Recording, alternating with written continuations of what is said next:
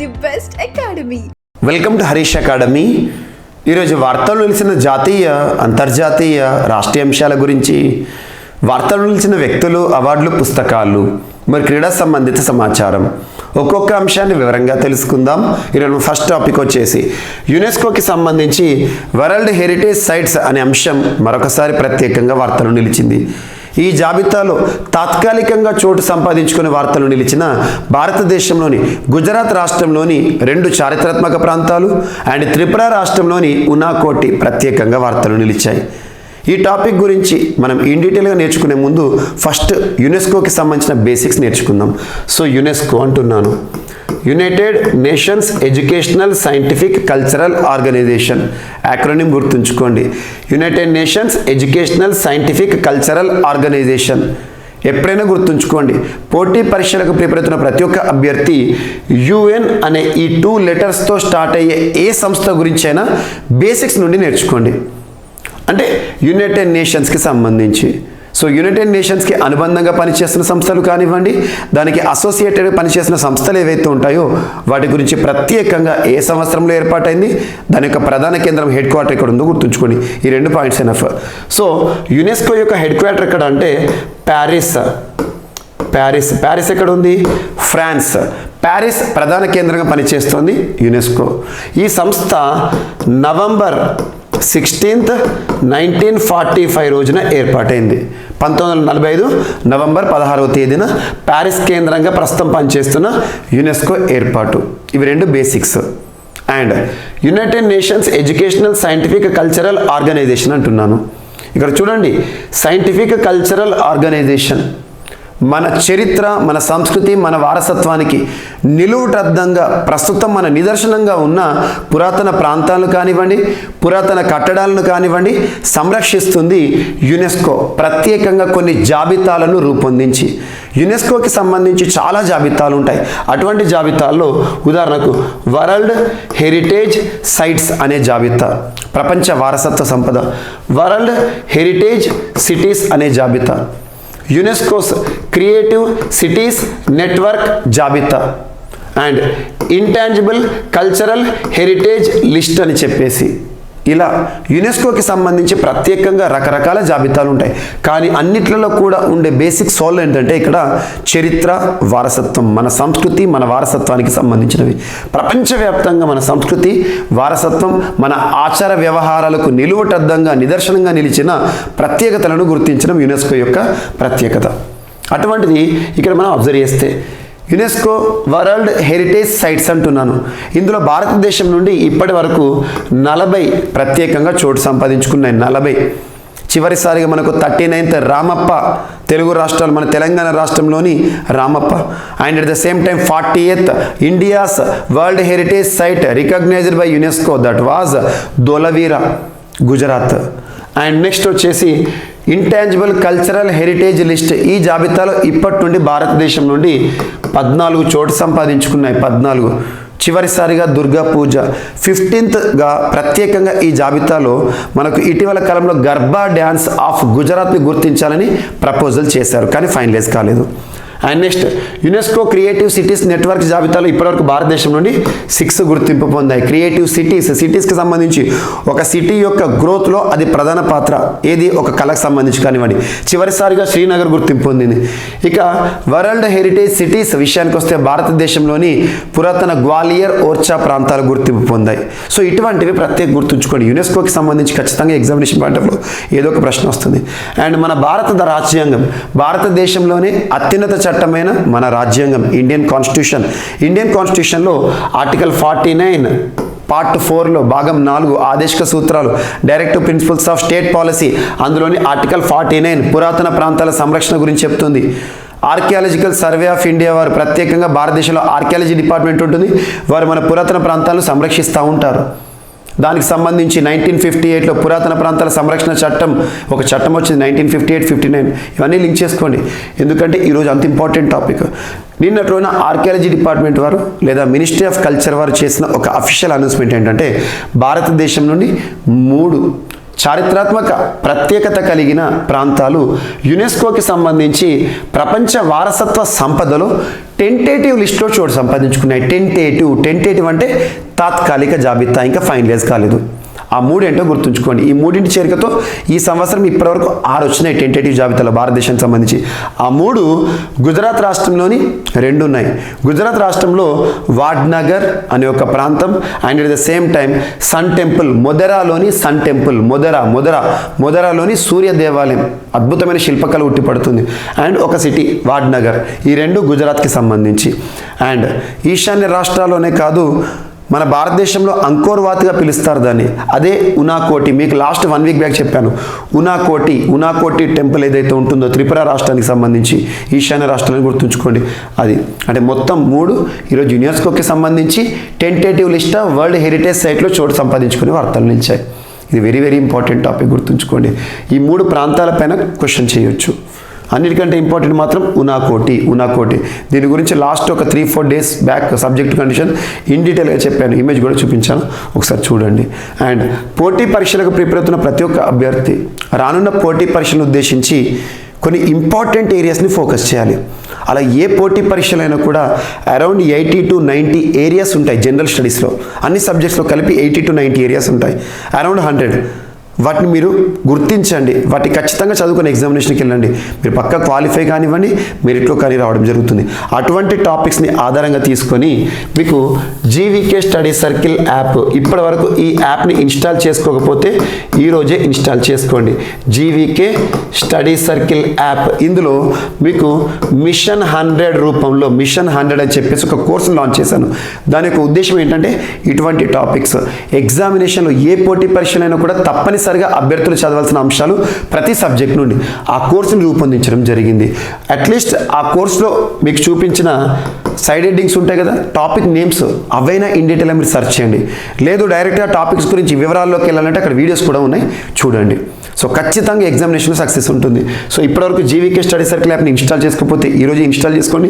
అందులో మీకు భారతదేశంలో గుర్తింపు పొందిన 40 వరల్డ్ హెరిటేజ్ సైట్స్ ఇప్పటికే చెప్పేశాను, అందులో వీడియో ఉంది, చూడొచ్చు. అది ఆ ప్రాంతాలపైన హిస్టరీ పాయింట్ ఆఫ్ వ్యూలో క్వశ్చన్ అడుగుతారు.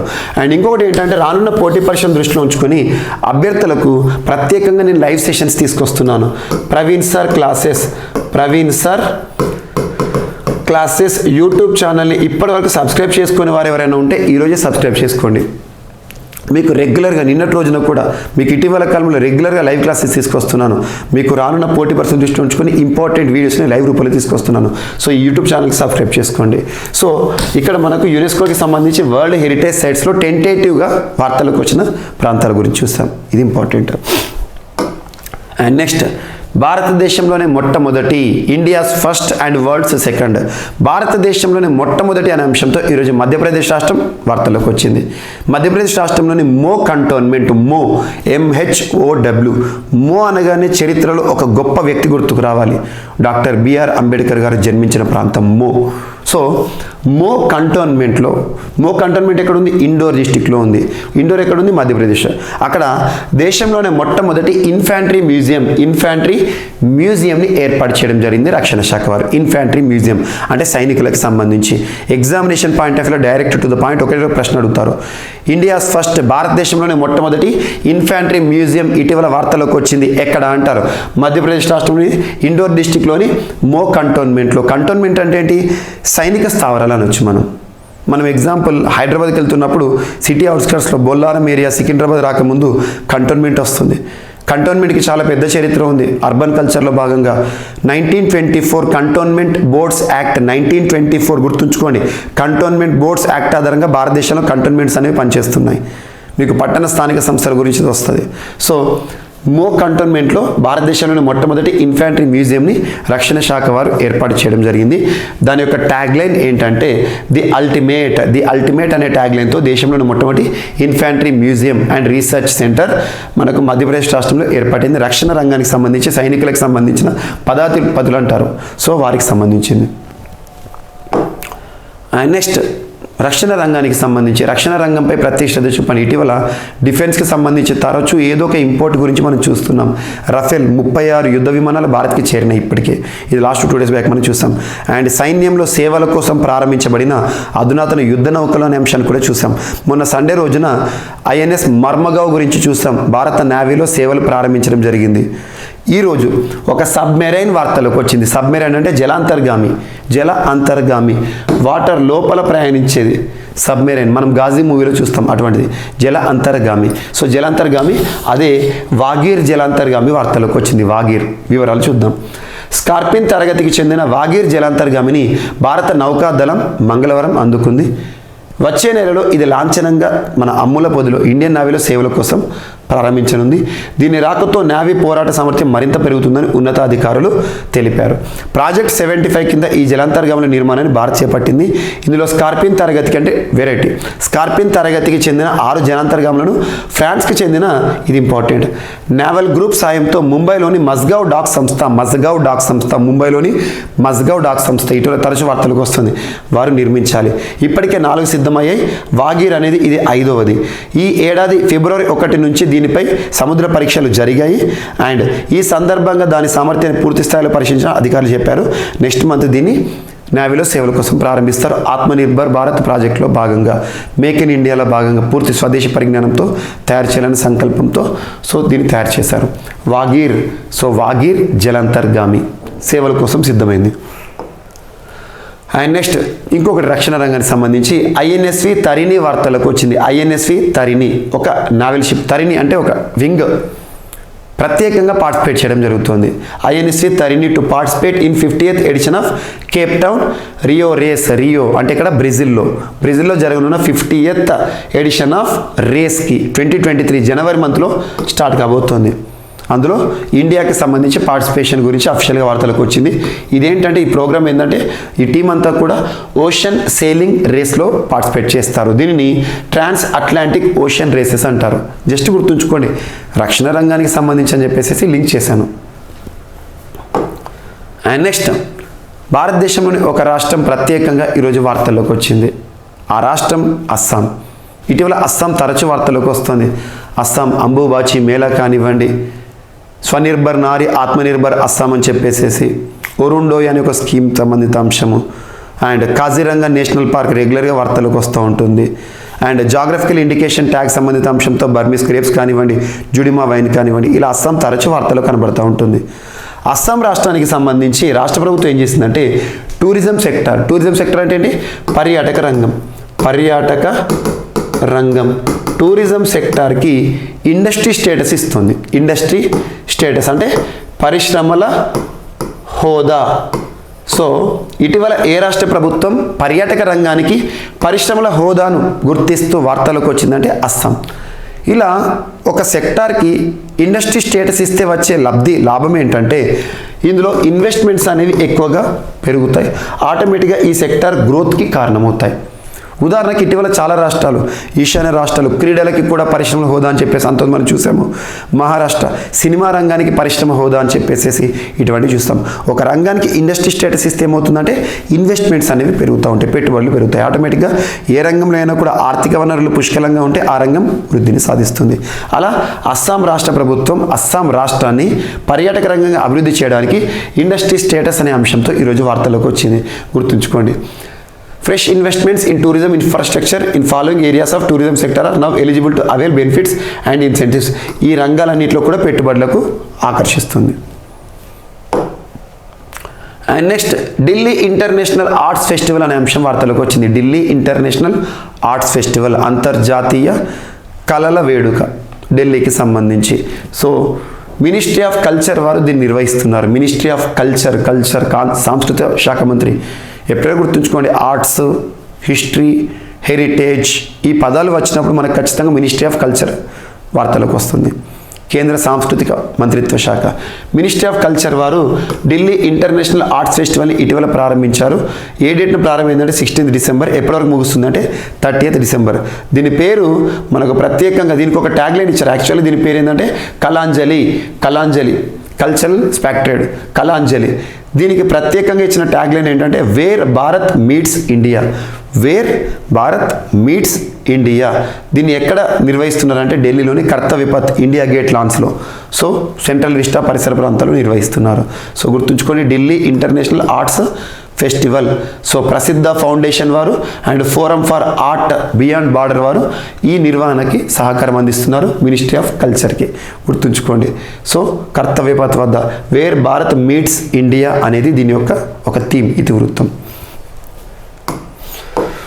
అండ్ నెక్స్ట్ తమిళనాడు రాష్ట్ర ప్రభుత్వం మరొకసారి వార్తలోకి వచ్చింది. ఇటీవల తమిళనాడు రాష్ట్రం తరచూ మనం చాలాసార్లు చూస్తున్నాం శానిటేషన్ వర్కర్స్కి సంబంధించి ప్రత్యేక సౌకర్యాలు, హోమోసెప్ అనే ఒక రోబో శాటిలైట్, స్కావెంజర్ వర్క్స్కి సంబంధించి, and at the same time ఇటీవల ఇల్లం తేడి Kalvi, మక్కలై తేడి మరుత్వం, right to SIT article 42, దేశంలోని మొట్టమొదటి dugong conservation reserve, India's first elite marine task force కానివ్వండి, అండ్ ఇటీవల తమిళనాడు రాష్ట్ర ముఖ్యమంత్రి స్టాలిన్ గారు రాసిన ఆత్మకథ ఉంగలిల్ ఒరువన్ వర్ణ మ్యాంగు అనే పుస్తకం కానివ్వండి, ఇలా తరచు, అండ్ మీందు మంజప్పై, ఇలా తమిళనాడు రాష్ట్ర ప్రభుత్వం తరచు ఏదో ఒక అంశంతో వార్తల్లోకి వస్తుంది. ఇక్కడ తమిళనాడు రాష్ట్ర ప్రభుత్వం ఏం చెప్తుంది అంటే ఆ ప్రభుత్వము ఆధార్ కార్డ్ని అన్ని పథకాలకు అమలు చేస్తూ తీసుకున్న నిర్ణయం. ఇక మీదట తమిళనాడు రాష్ట్రంలో ఆధార్ కార్డు ఉంటేనే ఏ పథకానికైనా లబ్ధిదారుగా గుర్తిస్తామని చెప్పేసి అఫీషియల్ అనౌన్స్మెంట్తో వార్తలోకి వచ్చింది. మనకు గతంలో సుప్రీంకోర్టు కూడా కొన్ని తీర్పులు ఇచ్చింది. Aadhaar card case, 2017 justice Puttaswamy cases, ఇటువంటి ఏదైతే ఉంటుందో వాటి లింక్ చేసుకోవాలి రైట్ టు ప్రైవసీకి సంబంధించి. సో ఆధార్ కార్డ్ ఇక్కడ ఎగ్జామినేషన్ పాయింట్ ఆఫ్ వ్యూ ఎలా క్వశ్చన్ అడుగుతారంటే ఇటీవల ఏ రాష్ట్ర ప్రభుత్వం ఆధార్ కార్డ్ని ఆ రాష్ట్ర ప్రభుత్వం ఇచ్చే అన్ని పథకాలకి కూడా తప్పనిసరి చేస్తూ వార్తలకు వచ్చిందంటే Tamil Nadu. Very very important state to be focused for coming competitive examinations. And next spy satellite, గూఢచారి ఉపగ్రహం. స్పై అంటే రహస్యాలు తెలుసుకునేది గూఢచారి అన్నట్టు. ఇక్కడ నార్త్ కొరియా ఈ శాటిలైట్ని ప్రత్యేకంగా వార్తల్లో నిలిచింది, లాంచ్ చేసి. నార్త్ కొరియా ఈ 2022 సంవత్సరంలో అత్యధికంగా మనకు ప్రత్యేకంగా మిసైల్ లాంచింగ్స్ అంటేనే నార్త్ కొరియా. శాటిలైట్ లాంచ్ ఇక్కడ. So spy satellite, north Korea ఒక స్పై శాటిలైట్ లాంచ్ చేసిందంట, ఉపగ్రహం. ఎందుకోసం అంటే దక్షిణ కొరియాపై నిఘా వేయడానికి ఒక గూఢచారి ఉపగ్రహాన్ని లాంచ్ చేసిందని చెప్పేసి వార్తలు వచ్చినాయి. జస్ట్ ఇటీవల దక్షిణ కొరియాపై గూఢచారి వ్యవహారాల కోసం, నిఘా వ్యవస్థ కోసం ప్రత్యేకంగా స్పై శాటిలైట్ని గూఢచారి ఉపగ్రహాన్ని లాంచ్ చేస్తూ వార్తలు ఇచ్చిన దేశం అంటే north Korea. Kim Jong Un దేశాధినేతగా ఉన్నారు. అండ్ ఈరోజు రాష్ట్రీయ అంశాల్లో భాగంగా తెలంగాణ రాష్ట్రానికి సంబంధించి కేసీఆర్ న్యూట్రిషన్ కిట్ అనే అంశాన్ని నిన్నటి రోజున హరీష్ రావు గారు వర్చువల్గా ప్రారంభించారు. రాష్ట్ర వైద్య ఆరోగ్య మంత్రిత్వ శాఖగా పనిచేస్తున్న హరీష్ రావు గారు కేసీఆర్ న్యూట్రిషన్ కిట్ని ప్రారంభించారు. దీని యొక్క ఉద్దేశం ఏంటంటే ముఖ్యంగా మహిళల్లో రక్తహీనత తగ్గించడానికి ఉపయుక్తంగా ఉండే ప్రోటీనేషియస్ ఫుడ్ కానివ్వండి వాటిని అందించడం. దాదాపు 2,000 రూపాయల విలువైన కిట్ని మహిళల కోసం ఉద్దేశించి కేసీఆర్ ప్రభుత్వం ప్రారంభించింది. ఒక protein diet kit, nutrition kit. And మీకు మిషన్ హండ్రెడ్లో ఏపీకి సంబంధించి తెలంగాణకి సంబంధించి 2 రాష్ట్రాలకు సంబంధించిన స్కీమ్స్ తీసుకొచ్చాను. స్కీమ్స్ యాడ్ చేస్తానని చెప్పలేదు, కాకపోతే మీకు మిషన్ హండ్రెడ్లో రానున్న పోటీ పరీక్షలు దృష్టిలో ఉంచుకొని Telangana budget, AP budget, Telangana schemes, AP schemes, ఈ స్కీమ్స్ చూసుకొని వెళ్ళండి ఖచ్చితంగా. ఏ పోటీ పరీక్షలైనా కూడా రాష్ట్ర స్థాయిలో జరిగేవి. వాటిని మిషన్ హండ్రెడ్లో జీవీకే స్టడీ సర్కిల్ యాప్లో ఇచ్చాను, ఒకసారి చూడండి. అండ్ తెలంగాణ రాష్ట్రానికి సంబంధించి మరొక అంశం, ప్రపంచ ఆర్థిక వేదిక సదస్సుకు, వరల్డ్ ఎకనామిక్ ఫోరం సదస్సుకి మంత్రి కేటీఆర్ గారికి ఆహ్వానం వచ్చింది. స్విట్జర్లాండ్లోని దావోస్లో వచ్చే నెల జనవరి 16వ తేదీ నుంచి 20 వరకు జరిగే ప్రపంచ ఆర్థిక వేదిక వరల్డ్ ఎకనామిక్ ఫోరం 2023 వార్షిక సదస్సు తెలంగాణ పరిశ్రమలు, ఐటీ శాఖల మంత్రి కేటీఆర్ గారు హాజరు కానున్నారు. సదస్సుకు ఉత్తరప్రదేశ్, కర్ణాటక, మహారాష్ట్ర ముఖ్యమంత్రులు యోగి ఆదిత్యనాథ్, బసవరాజ్ బొమ్మాయి, ఏక్నాథ్ షిందే అండ్ కేంద్ర మంత్రులు మన్సుఖ్ మాండవీయ, అశ్విన్ వైష్ణవ్, స్మృతి ఇరానీతో పాటు ముఖేష్ అంబానీ తదితర 100 మంది ప్రముఖులను ప్రపంచ ఆర్థిక వేదిక ఆహ్వానించింది. అందులో కేటీఆర్ గారు ఉన్నారు తెలంగాణ నుండి, గుర్తుంచుకోండి.